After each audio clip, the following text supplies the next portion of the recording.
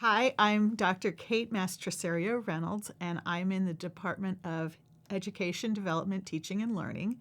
And I teach English to speakers of other languages, but I actually prepare teachers to do that.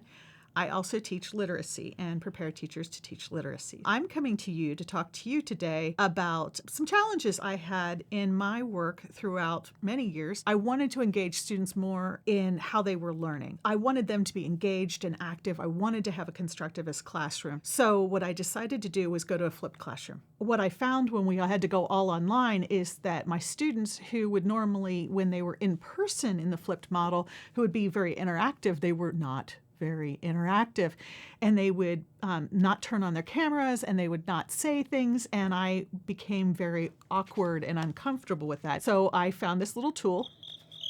So these are my crickets that I would play when they would get very silent. And we'd all have a good giggle over the crickets. And I'd say, come on, you guys, help me out because I can hear the tumbleweeds going in the wind. So what are we talking about here? Let's go back to the question. And then I might bring them into breakout groups and other things. Yeah, so there's the applause and the crickets, the rim shot for really bad jokes, and the boo, like, oh, you have to turn it in.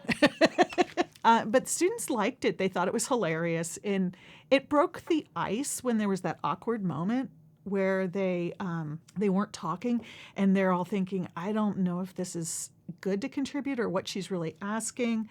And so it would give us a moment of like, oh, haha, that's really funny. And then I would, kind of repeat or reframe the question. So I just had it handy with me.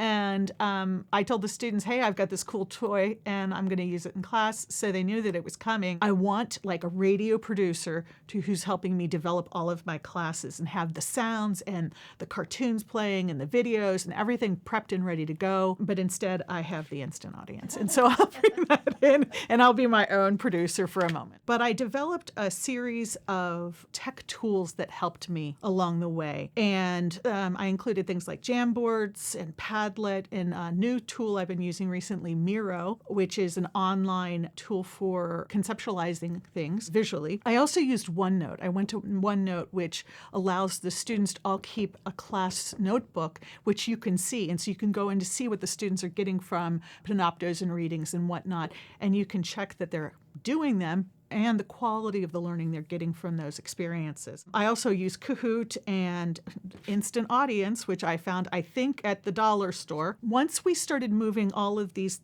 pieces together, the students were able to engage more. And so now I usually have very interactive classes. They turn on their cameras by choice. They share in a voluntary way their ideas and their kind of concerns. Am I getting this right? Is this what I should be learning? Do I have the right understanding here? Now, when I have an online class, they thank me at the end, which is super fun. They stay after class just to chat.